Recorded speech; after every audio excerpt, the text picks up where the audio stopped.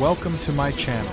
Today we delve into one of the most unforgettable stories in aviation history, a story that began with laughter, clear skies, and the promise of a safe journey, but ended in chaos, courage, and a miracle that would change aviation forever.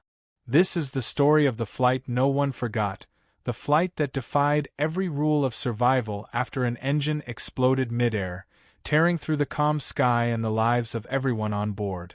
It was supposed to be an easy trip, a simple 2-hour flight across the heart of America. The morning sun hung low over the tarmac as passengers boarded, coffee cups in hand, chatting about business meetings, family visits, and weekend plans. The captain, a seasoned pilot named William Carter, had flown the route hundreds of times. His co-pilot, Jessica Hayes, was sharp, confident, and in her 10th year with the airline. Together, they represented calm professionalism. The aircraft, a twin-engine jet, gleamed under the sun, newly serviced, cleared for takeoff, and filled with the hum of quiet confidence. The control tower cleared them for departure, and the engines roared to life, pushing the jet down the runway until it lifted gracefully into the blue. For the first 40 minutes, everything was routine. Passengers settled in, seatbelt signs blinked off, and the crew began serving drink. The cockpit chatter was light.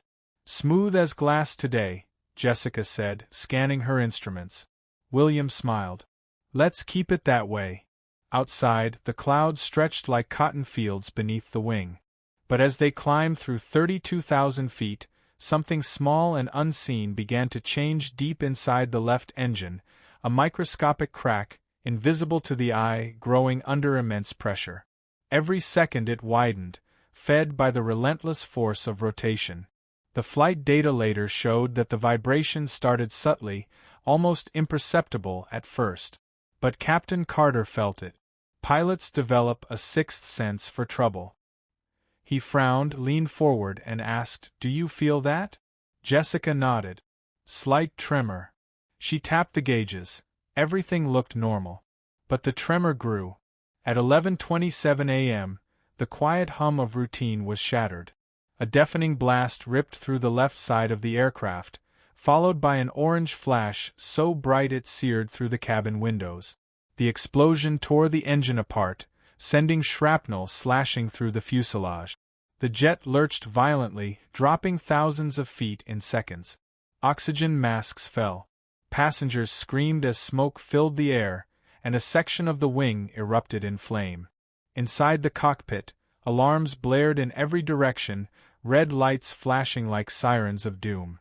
Jessica shouted over the noise, "Engine 1's gone." The captain gripped the yoke, voice steady but taut. "We've lost hydraulics. Declare Mayday." "Mayday, Mayday, this is Flight 392, Jessica called out, her voice cracking slightly. "We've had an engine explosion, Engine 1's gone, losing altitude fast." The radio hissed with static before a calm voice answered from the tower, "Flight 392, Roger. You're cleared to descend. We're coordinating emergency services. Say souls on board." William's voice cut through the chaos, 137 souls. The silence that followed carried the weight of that number. Every heartbeat counted now. The plane trembled violently as William fought for control. One wing had lost lift, the other overcompensating.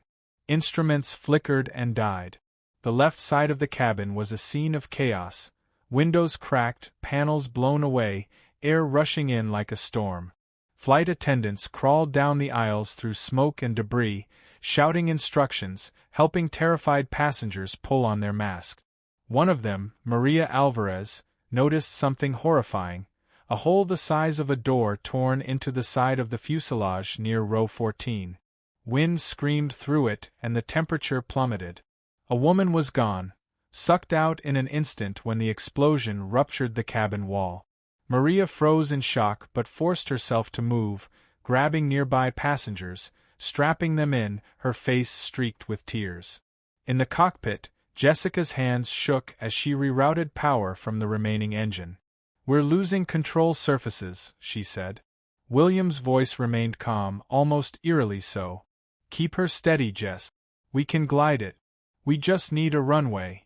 The control tower scrambled to clear the nearest airfield, a small regional airport not built for jets this size. You're still 30 miles out, came the reply. William exhaled slowly. Then we start praying. The aircraft groaned as if alive, fighting to stay airborne. Passengers held hands, crying, whispering prayers. A young boy clutched his mother's arm, asking if they were going to crash. She lied with a smile she didn't believe, whispering, "No, baby, the pilots will save us." In the cockpit, the cabin pressure warning blared. Oxygen was running low. Jessica looked at William. "We're not going to make it 30 miles. He turned to her and said quietly, "We don't need 30. We just need 10. Ahead lay open farmland, flat and long, bordered by a river. It wasn't a runway, but it was something. "Brace for impact," Jessica announced over the intercom, her voice trembling. In the cabin, Maria shouted the same command, her voice echoing over the chaos. Passengers bent forward, hands over their heads, tears streaming down their faces. The crippled jet descended fast, the sound of metal grinding against air. The remaining engine screamed, its limits pushed to the edge. At 400 feet, the left wing tore further, a flaming arc trailing smoke. The captain pulled back hard, coaxing the nose up just before impact.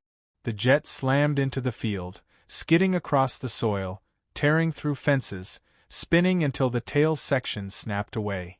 For a moment, everything was sound, metal shrieking, fire roaring, people crying, and then silence. When the dust settled, the cabin was torn but intact. The survivors opened their eyes to the impossible. They were alive. Flames licked the wreckage, but the fuselage held long enough for everyone able to escape. Captain Carter's voice came through the intercom one last time, cracked but steady, "Evacuate. Now." The crew moved like clockwork, pulling open emergency exits, guiding passengers through smoke and fire. A mother handed her baby through the window to a farmer who had run toward the crash. Within minutes, the emergency slides inflated, and people began spilling onto the muddy field, coughing, crying, clutching one another. When rescue teams arrived, the sight was unimaginable, an entire aircraft, half destroyed, resting like a wounded giant in the middle of nowhere. But miraculously, the majority of its passengers had survived. Out of 137 souls on board, 125 walked away from that field. 12 were lost, including the woman pulled through the breach and 2 crew members who stayed behind to guide others out. William Carter and Jessica Hayes were found at their posts, alive but barely conscious, both refusing evacuation until the last passenger was clear. In the months that followed, investigators pieced together what had gone wrong. A microscopic defect in a single turbine blade had triggered a chain reaction.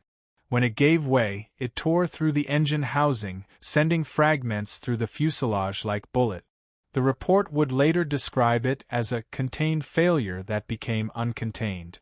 But in the eyes of those who survived, it was something more, a moment where fate met human courage. The aviation industry changed forever after that day. New regulations demanded reinforced engine casings, stricter inspection protocols, and advanced failure containment systems. Every pilot who trained after that flight learned from Captain Carter's decision to keep fighting, to glide an impossible distance, to never give up control until the very end. His calm voice became part of simulator drills worldwide, teaching generations how to stay composed when everything falls apart. For the survivors, that day never truly ended. They gathered every year at the same field, now marked by a quiet memorial of polished metal and flowers. Some brought children who were too young to remember, others brought photos of those who didn't make it. And every anniversary, someone would bring a small recording of the cockpit audio, the calm voice saying, "Brace for impact," the heartbeat of courage echoing through history. The world called it the flight that changed aviation, but for those who were there, it was more than that. It was proof that even in the face of destruction, humanity's will to survive can rewrite the rules of the sky. Thank you for watching this story. If it moved you, if it made you feel the strength behind those who guide us through the clouds, take a moment to subscribe. There are more stories like this, stories of courage, tragedy, and triumph waiting to be told. Until then, fly safe, stay grateful, and never forget the flight that changed everything. The morning after the crash, the airfield near the accident site was blanketed in fog and silence. The wreckage of Flight 392 sat broken but eerily dignified, its silver fuselage scarred with soot, the airline's logo still faintly visible through the ash. Investigators moved slowly across the muddy field, cameras clicking, boots sinking into the damp earth. The smell of burned fuel and scorched metal lingered in the cold wind.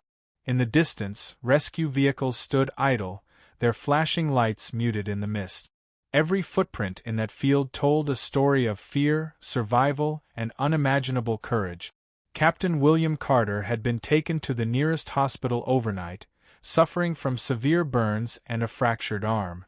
Yet even through the pain, he refused painkillers until he was sure every passenger had been accounted for. "How many?" he asked repeatedly, his voice hoarse. "How many made it?" When the nurse told him 125 had survived, his eyes filled with tears. "Then it wasn't luck," he whispered. "It was duty." Meanwhile, across the country, the news had spread like wildfire. "Miracle in the fields," one headline read. Others simply called it, "the explosion that should have killed them all." Reporters camped outside hospitals, interviewing survivors wrapped in blankets, their faces pale with shock. Some could barely speak, others recounted every second in trembling voices. A young mother described how the plane tore apart beside her. "It was like sitting inside a scream," she said softly. "One second there was peace, and then there was fire, and people were being pulled into the sky." Inside the investigation tent, the National Transportation Safety Board set up a makeshift command center. Tables covered with fragments of twisted aluminum, pieces of wire, melted plastic, and bits of the engine casing were laid out like evidence from a crime scene. At the center stood the lead investigator, Alan Pierce, a quiet man with gray eyes and decades of experience. He'd seen dozens of crashes before, but something about this one gnawed at him. "Engines don't just explode without warning," he muttered, examining a blackened turbine blade through his magnifier. "Not like this." The cockpit voice recorder had been recovered early that morning. The black box, battered but intact, was flown directly to the analysis lab. Technicians gathered around as the first playback began. The cabin sounds filled the room, soft conversation, light turbulence, laughter from the flight attendants. Then came the faint vibration Captain Carter had noticed. "Do you feel that?" his voice said. A few seconds later, the explosion hit. The room fell silent as the speakers erupted with the deafening roar of the blast, alarms screaming, oxygen masks deploying, and Jessica's trembling voice shouting, "Engine 1's gone." Then came Carter's voice again, steady, calm, commanding through chaos. "We're going to try for a glide. We're not done yet." The recording continued through the emergency descent, the cries of passengers faintly audible, the constant tone of warnings in the background. And then, the moment of impact, metal grinding, screams, then nothing. The tape ended in silence that seemed to fill the entire lab. Pierce removed his headset slowly. "They should never have survived that," he said quietly. "No one should have." He turned to his team. "Find me that turbine fragment." Outside, journalists had gathered at the perimeter, shouting questions as workers carried debris past. Among them stood a man in his 60s with a camera hanging from his neck, a retired engineer named Thomas Green. He had worked for the very company that manufactured the engine. When he saw the twisted remains being pulled from the field, his face went pale. "That's not supposed to happen," he whispered. "That casing should have contained the failure." He turned and walked away before anyone could question him. Later that night, he made a call to an old colleague at the manufacturing plant. "I need to see the maintenance logs for Flight 392, he said. "All of them."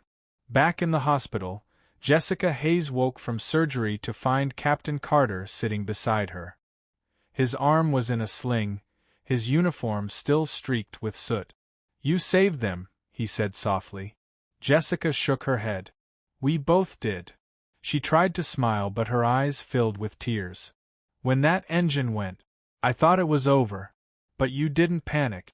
You just kept flying." He looked at her with weary eyes. "That's what we do, Jess. We keep flying until the ground stops us." Across the country, families of the victims gathered to mourn. In one small town, the parents of a young woman who had been sucked out through the fuselage sat at their kitchen table, surrounded by flowers and sympathy cards. Her father, a former mechanic, stared blankly at the TV as news anchors praised the pilot's heroism. "Heroic or not," he said bitterly, "something failed. And someone built it." 3 days later, the NTSB made a public statement.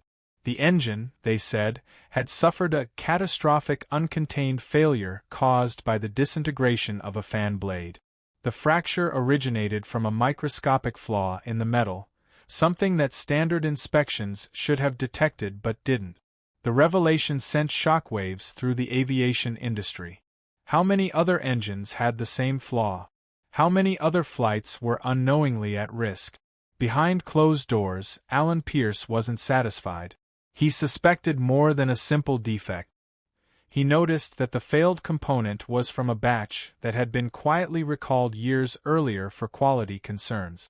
But somehow, it had found its way back into use. He confronted the engine manufacturer's representative, who deflected with corporate smoothness. "Our records show this part passed all tests." Pierce stared at him. "Then your records are lying." Meanwhile, survivors of Flight 392 began meeting privately, bound by trauma and gratitude. They called themselves the 125. Some couldn't sleep through the night without hearing the blast again. Others dreamed of the captain's calm voice cutting through the chaos. One woman, a flight attendant named Maria Alvarez, refused to fly again. But she kept a photo of the passengers she helped save, burned faces, blood-stained shirts, but alive. She told reporters, "We were strangers before we boarded. When that engine exploded, we became one body, one heartbeat trying to survive." Weeks turned into months. The airline resumed operations under new safety measures, but Flight 392's shadow followed every takeoff. Documentaries began calling it "The Day Aviation Changed." Engineers redesigned turbine housings, making them thicker, more resilient. Training programs were rewritten to include Captain Carter's approach to partial control. But for Carter himself, peace never came. He returned to flying months later but was never the same. Each time the engine spooled up, he listened for vibrations that weren't there. His hands would tighten on the yoke. On one flight, during light turbulence, a passenger noticed his expression and later said, "He looked like he was flying through ghosts." Back in Washington, Alan Pierce finally received the full chain of evidence he'd been fighting for. The maintenance logs showed that Flight 392's left engine had been inspected using outdated ultrasound equipment that missed internal fractures. The manufacturer had known about this weakness but delayed the rollout of upgraded testing technology to cut costs. The truth was buried beneath layers of bureaucracy and silence. Pierce took the findings to the press, risking his career. "They knew," he told the cameras. "They gambled with lives. And this time, luck ran out." When the report went public, the backlash was immediate. Stock prices for the manufacturer plummeted. Lawsuits piled up. The industry was forced to overhaul its safety standards from the ground up. And through it all, survivors of Flight 392 became symbols of change, speaking at conferences, testifying before Congress, standing beside Captain Carter as he told lawmakers, "No one should survive what we did. Fix it before someone else doesn't." Years later, when the final memorial was unveiled near the crash site, the survivors gathered again. The field was quiet now, green with new grass, the scars of the impact barely visible. A plaque stood in the center, engraved with 137 names, the living and the lost together.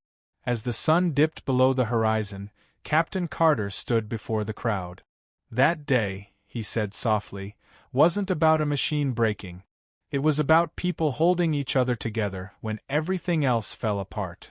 The crowd stood silent, the sound of the wind carrying his words across the field where metal once burned. Some stories fade with time, but this one didn't. Flight 392 was the flight no one forgot, not because of how it ended, but because of how it refused to end. It became the day the world realized that courage doesn't always look like victory. Sometimes it looks like survival. The years following the crash of Flight 392 changed aviation forever, but the scars it left on those who lived through it never truly healed. Captain William Carter, once hailed as a national hero, had become a reluctant symbol of both tragedy and hope. He returned to flying after months of physical therapy, but his hands trembled every time he touched the throttle. Reporters followed him everywhere, calling him the man who brought a broken plane home, but Carter hated the fame. In his eyes, he hadn't been a hero, just a man trying to do his job when everything went wrong. Jessica Hayes, his co-pilot, was still recovering from deep psychological trauma. She couldn't sleep without hearing the alarms, the explosion, the sound of the wind tearing through the cockpit. The first night she tried to fly again, she froze during takeoff and had to be escorted out of the simulator. The doctors called it survivor's echo. She called it the sound that never stops. For both of them, the event had become more than a memory. It was a shadow that followed them everywhere, even in silence. But while the crew wrestled with the ghosts of that day, another battle was raging behind closed doors. The manufacturer of the engines was under investigation, accused of covering up known defects in a batch of turbine blades that had been quietly resold to several airlines. Leaked emails revealed that executives had known about potential weaknesses months before the explosion. They had run the numbers, calculating that the odds of a catastrophic failure were less than 1 in a million. One engineer had warned them otherwise. Thomas Green, the retired specialist who'd recognized the damage in the wreckage. His warnings had been ignored. Now, with Pierce's report making national headlines, Green came forward, his voice shaking but resolute. "I designed those blades," he told the committee. "I told them they were unstable at high stress levels. They said it would cost too much to recall them.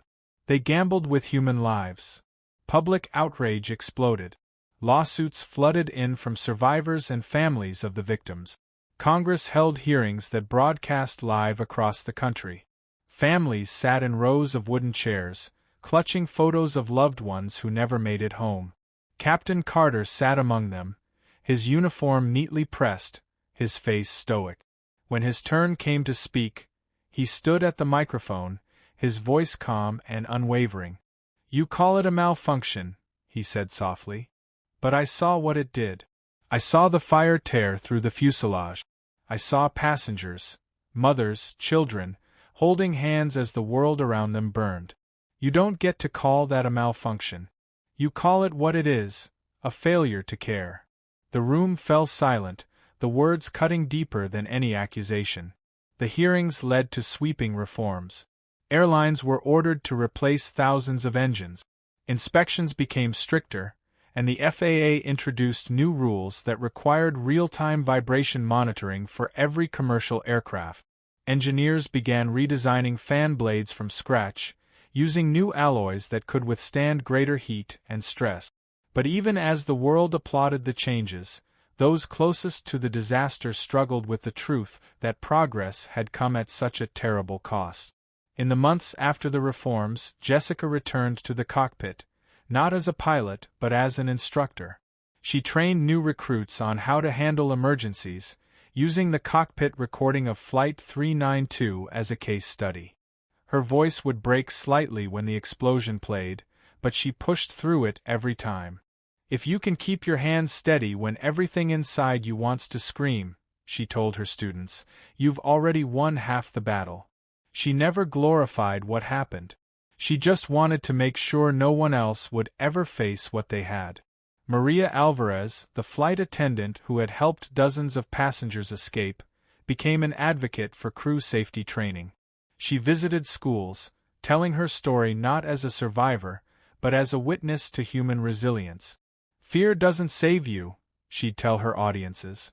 "What saves you is the person next to you, the one who reaches out when everything's falling apart." Her words inspired a new generation of flight attendants, many of whom later called her the Angel of Flight 392.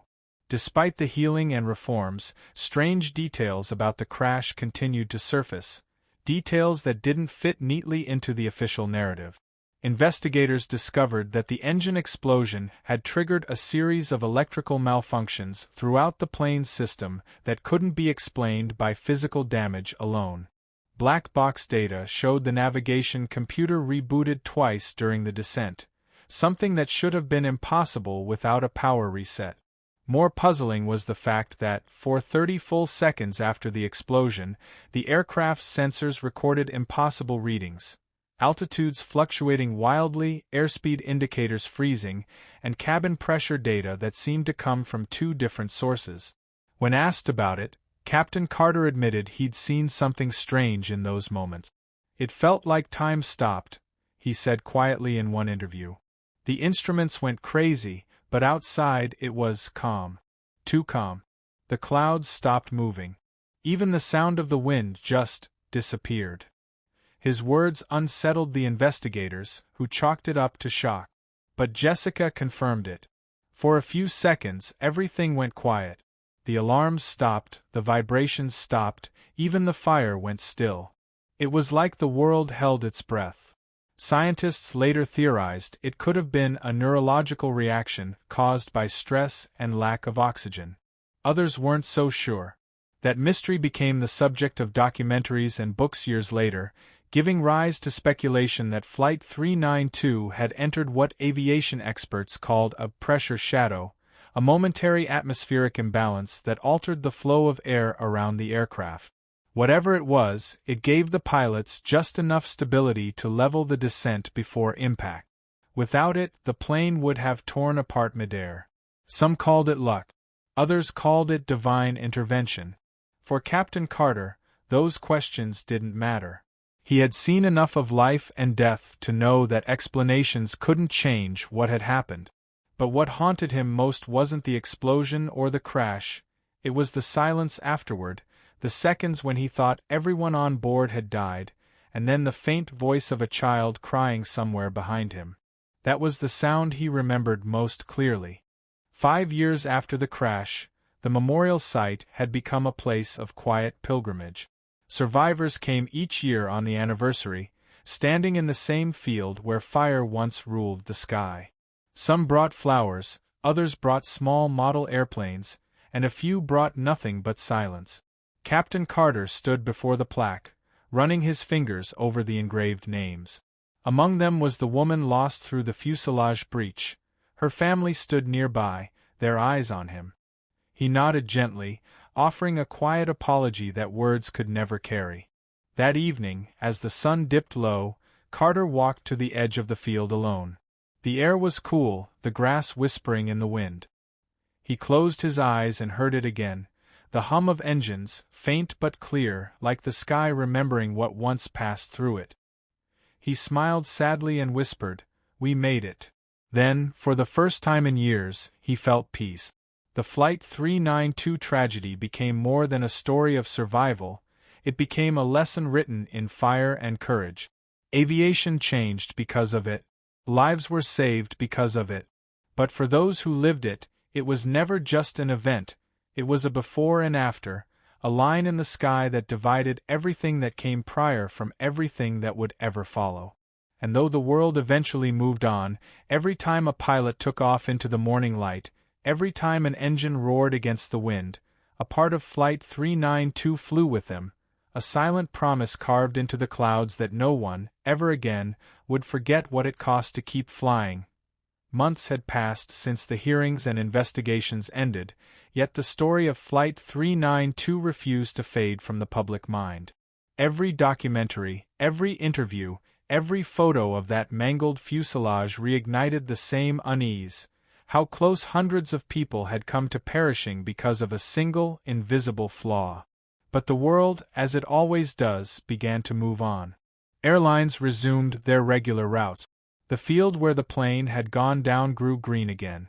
And the people who had lived through the chaos tried, in their own quiet ways, to find life beyond the wreckage. Captain William Carter lived in a small house overlooking the bay, far from the endless questions of reporters and investigators. Each morning, he would walk the shoreline before dawn, listening to the hiss of waves breaking on the rocks, the same rhythm that once filled his cockpit headset during transatlantic crossings. His doctors said he had recovered. His arm healed, his lungs cleared of smoke, but his mind stayed locked on that final descent. He replayed every sound in his head, the shudder of the controls, the way Jessica's voice broke when she called the Mayday, the silence that followed impact. Sometimes he wondered if he had truly landed that plane or if something else had guided it down. One evening, as he sat on his porch watching the fading light, Jessica arrived unannounced. She had left the airline months earlier, unable to bear the smell of jet fuel or the sight of runways. But tonight she looked stronger. She handed him a folder. Inside were letters from passengers who had survived. Some were thank yous, some were confessions of fear, others simple notes saying, "You gave me another chance." William turned each one over carefully. "They think I saved them," he said quietly. Jessica smiled faintly. "You did." He shook his head. "No, Jess. We saved each other." In another part of the country, Maria Alvarez spent her days speaking to flight crew trainees, telling them what she had seen that day, the chaos, the noise, the heat, and how leadership doesn't always wear stripes on its shoulders. She kept her uniform from that flight sealed in a plastic bag. Sometimes she would take it out, fingers brushing the soot-stained fabric, and remember the faces of passengers she'd helped strap into seats moments before impact. "You don't forget the fear," she told them, "but you learn to walk beside it." The investigation's aftermath brought change that reached far beyond the survivors. The company responsible for the defective engine paid millions in fines, but it was the engineering breakthroughs that defined the legacy. New containment casings, real-time structural sensors, and blade materials capable of enduring extreme stress, all born from the wreckage of Flight 392. Every plane that took to the sky carried a piece of that lesson, etched in metal and memory. Yet, despite the progress, rumors persisted. Rumors of something the official reports never explained. Some pilots claimed they still heard faint static bursts when crossing the same region of sky. Others said their instruments flickered for no reason, briefly replaying the same coded alert that had sounded before Flight 392's engine tore apart. Technicians blamed atmospheric interference. The older pilots whispered that the sky remembers. 5 years after the crash, a memorial service was held at the site. Survivors, families, engineers, and rescuers gathered under an open sky streaked with orange sunset. Captain Carter spoke last. His voice was softer now, the kind that carried more weight for its restraint. "Every time we fly," he said, "we trust our lives to things we cannot see. But we also trust each other. That trust is what brought us down alive that day. Machines can fail. People cannot." When the ceremony ended, he placed his captain's wings on the memorial stone and walked away without looking back. Jessica stayed behind. She stood by the names engraved in bronze, running her fingertips over the letters until she reached the one that read "Unidentified female passenger, row 14. A tear slipped down her cheek. "You were part of this story too," she whispered. As dusk fell, the field grew quiet again except for the rustle of grass and the faint hum of traffic miles away. By the next morning, reporters would write about the ceremony, calling it closure. But for those who had lived it, there was no closure, only understanding. The explosion that day had not just torn apart an aircraft, it had exposed the fragile threads connecting technology, trust, and human endurance.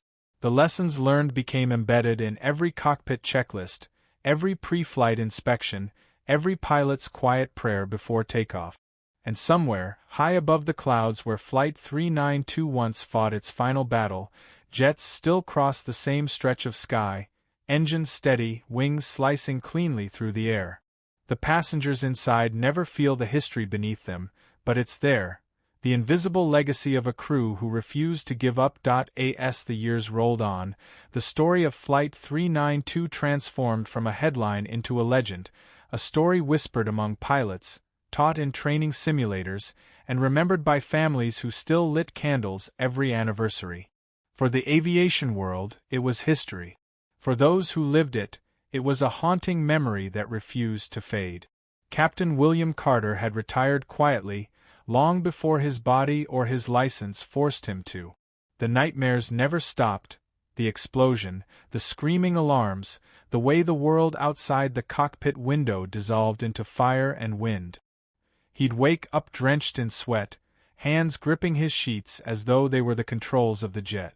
Even after years of therapy, his mind replayed that day like a looped recording. Yet in the stillness of night, he also remembered the calm, the way his voice stayed steady when the sky fell apart, the way Jessica's hand trembled on the throttle but never let go, and the moment the wheels hit the earth, and he realized they were still alive. He spent most of his days now near the sea, fixing old model planes in his garage and writing down thoughts he could never bring himself to share. His journal was filled with sketches of engines, notations of pressure ratios, and scribbled lines that simply read, "We got lucky, but luck shouldn't have to save lives." Jessica Hayes had found her way back to the sky in a different form. After years of recovery, she had joined a safety bureau dedicated to training crews on crisis management. Her seminars were always full, not because she spoke like an expert, but because she spoke like someone who had lived the unthinkable. She would dim the lights, play the cockpit recording of Flight 392, and let the sound of the explosion echo across the room. Then, in the quiet that followed, she'd say softly, "What matters most in that moment isn't the checklist, it's your heartbeat. You can train for a procedure. You can't train for terror. But you can learn how to move through it." Her students never forgot her words. Many would later say she taught them how to survive before they ever stepped into a cockpit. Meanwhile, the world of aviation continued to evolve on the foundation that Flight 392 had laid in sacrifice. New fail-safe systems were introduced. Engine casings became stronger, their cores able to contain blade failures that once would have ripped aircraft apart. Real-time telemetry began transmitting data directly to ground control, giving engineers the ability to detect mechanical stress before a crisis could occur. Every airline in the country silently owed its safety to that one flight, the one that had nearly burned out of the sky. But with progress came guilt. The engine manufacturer responsible for the defect had been forced to settle lawsuits totaling hundreds of millions. Public apologies were issued. Executives resigned. Yet for the families of the victims, no amount of money or words could erase what had been taken. At each anniversary memorial, they stood with photographs and tears, reading aloud the names of those lost. Among them was a woman named Linda Vargas, whose sister had been the passenger ejected through the torn fuselage. Every year, she brought a single white rose and placed it beneath the memorial plaque. She was on her way to start a new life, she said once to a reporter. Instead, she became the reason others get to live theirs. The survivors themselves had formed an unspoken family. They kept in touch, birthday cards, video calls, reunions every few years. They never talked about the crash directly, but they always felt it hovering just beneath their conversations. It was something that lived with them, like an invisible scar. One of them, a young boy at the time of the crash, had grown up to become a pilot. During his first commercial flight, he looked out over the Atlantic, remembering the sound of Captain Carter's voice saying, "Brace for impact." He smiled faintly, tightened his grip on the controls, and whispered, "I'm ready, Captain." But not everyone found peace. Maria Alvarez, the flight attendant who had become a national symbol of courage, still battled her memories. The smell of burning metal haunted her dreams. She would wake up hearing passengers screaming her name, calling for help she couldn't give fast enough. Despite the awards, the recognition, the interviews, inside she felt hollow. One day, she returned to the crash site alone, walking barefoot through the tall grass until she reached the memorial stone. She knelt down and placed her old name badge there, the same one she'd worn on the flight. "You can rest now," she whispered to the ground. "We all can." As for Captain Carter, fate had one more call for him. A documentary filmmaker approached him years later, asking for an interview about that day. At first, he refused. He didn't want to relive it again. But something inside him, a quiet sense of duty, told him that maybe the story still had more to teach. The cameras rolled in his small living room. His voice, aged but steady, carried the same calm that had guided 125 people through fire and sky. "The truth is," he said slowly, "we didn't survive because of luck or because of skill. We survived because we refused to surrender. Every person on that plane fought to live, even when everything said we wouldn't. That's the part the reports never capture." When the documentary aired, it moved millions. Viewers wept as they listened to the cockpit recordings, the bravery of the crew, the raw humanity in every second of chaos. The film ended with Captain Carter's final line, spoken softly against footage of a plane rising into the clouds. "We don't control the sky. We borrow it. And when it decides to test us, all we can do is hold our course and trust we'll find our way back to Earth." Weeks later, Carter passed away peacefully in his sleep. On his desk, beside his journal, was a model airplane, an exact replica of Flight 392. The nose was tilted slightly upward, as if forever ascending. Jessica, upon hearing the news, traveled to his home.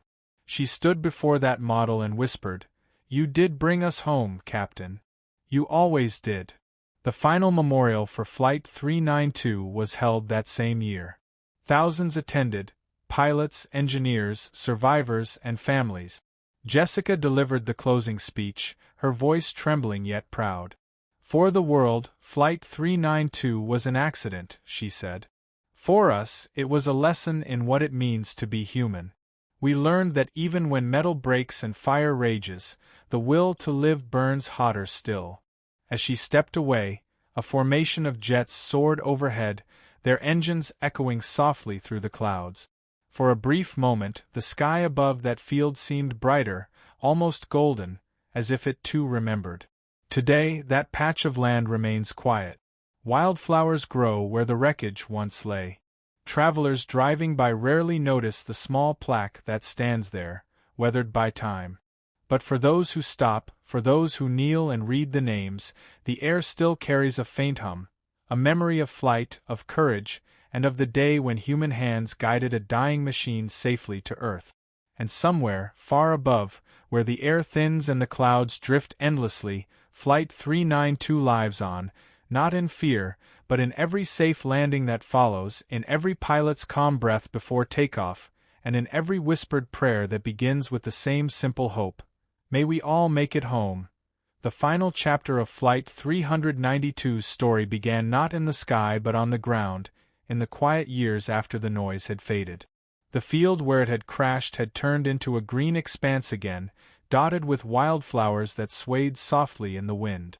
Birds nested where twisted metal once burned, and the air smelled of rain and earth instead of jet fuel. But even in that peace, the ghosts of that day still lingered, etched into the soil, remembered by those who had walked away from the wreckage and those who had never returned. On the 20th anniversary of the accident, a new memorial was unveiled. The crowd gathered under a gray sky, a mix of survivors, families, engineers, and pilots from around the world who had come to pay tribute. The air carried the hum of distant engines, almost reverent, as if the sky itself was bowing its head in silence. At the center of the memorial stood a sculpture, a massive bronze wing, bent but not broken, rising from the ground as though still reaching upward. Along its edge were engraved the names of all 137 souls who had been on board. Beneath it, a plaque read simply, They faced the fire and found the sky again. Jessica Hayes stood near the front, her eyes distant, the years reflected in the lines of her face. She had spent 2 decades speaking about the flight, its lessons, its miracles, and its pain. Yet every time she returned to this place, the memories hit her with the same force. The sound of the explosion, the smell of smoke, the captain's calm voice saying, "Brace for impact." She could still feel the vibration of the controls under her hands, still hear the breath of passengers praying behind the cockpit door. Time had dulled the edges of fear, but not the weight of it. When her turn came to speak, she walked up to the microphone. The wind tugged gently at her hair, and she took a deep breath before beginning. 20 years ago, this field was fire, she said softly. Metals screamed, engines fell silent, and for a few terrible minutes, every life here hung in the balance. But we didn't give up. We held on to duty, to faith, to each other. That day, the world saw what it means to fight for life when everything else falls away. We weren't perfect. We were scared. But we did not let go. The audience was silent except for the rustling of the grass. Jessica's voice trembled slightly as she continued. Every time I step onto an airplane, I think of Captain William Carter. He taught me that courage isn't loud. It doesn't shout or demand attention. It's quiet. It's the moment you take a breath, steady your hands, and choose to move forward anyway. She looked out at the crowd, her eyes glistening. He's not here to see this today, but I think he would have smiled. Not because he saved anyone, but because he believed we could. After her speech, the survivors gathered together for the first time in years. They embraced, their faces weathered by time but their connection unbroken. Maria Alvarez was there too, walking with a cane but still radiant. Her eyes shone with tears as she looked up at the sculpture. "It's strange," she whispered.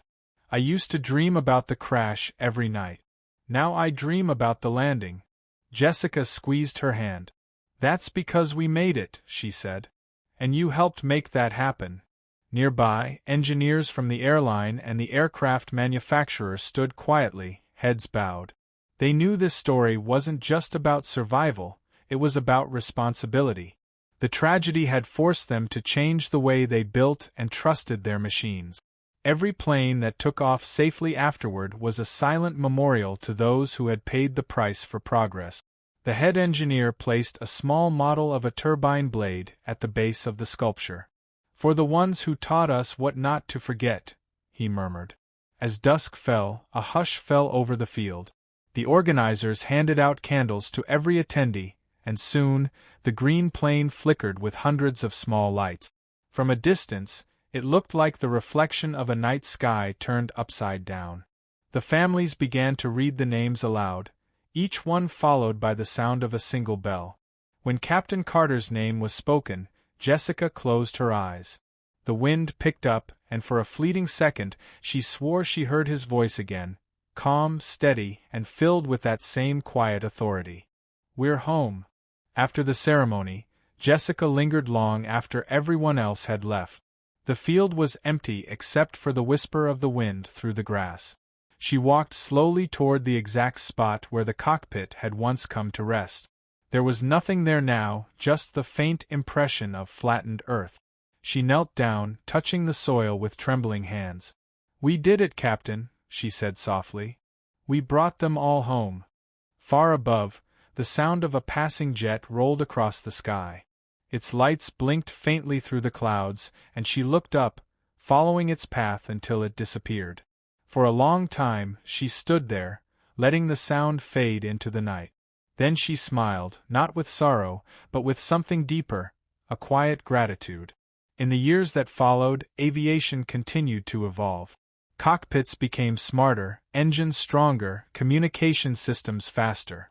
But amid all the technological marvels, the story of Flight 392 remained required reading for every new pilot. They learned not just about the mechanical failure, but about the human spirit that refused to surrender. In classrooms, instructors played recordings of Captain Carter's calm voice during crisis training. "Listen to this," they would say. "This is what courage sounds like." By the time Jessica finally retired for good, she had dedicated her life to safety advocacy. She worked with international flight safety boards, pushing for better training and mental health programs for pilots and crews. When asked why she continued to fight after all those years, she answered simply, "Because we owe it to the ones who didn't make it." On the 25th anniversary, she returned to the memorial once more, this time alone. The sun was setting, painting the sky gold and crimson. She sat on a bench near the wing sculpture, her reflection caught in the polished bronze. Around her, the field was quiet, peaceful, alive. She took a small notebook from her bag, the same one she'd used on that flight years ago, and opened to the first page. There, written in faded ink, were the last words Captain Carter had spoken before impact. "Brace for landing. We're still flying." Tears filled her eyes as she whispered, "We're still flying, Captain. We always will be." The wind rustled softly through the grass, carrying her words into the open sky. Somewhere above, a contrail streaked the heavens, dissolving slowly into the sunset. And for those who still believed, for those who remembered, it felt like more than just another passing plane. It felt like Flight 392 still soaring, eternal, defying gravity, time, and loss. Thank you for listening to this story. If it moved you, if it reminded you of the strength that lies within every human heart when faced with the impossible, I invite you to subscribe. There are more stories like this, of courage, tragedy, and the will to rise again. Until next time, stay safe, keep your eyes on the horizon, and remember, the sky never forgets those who dared to challenge it.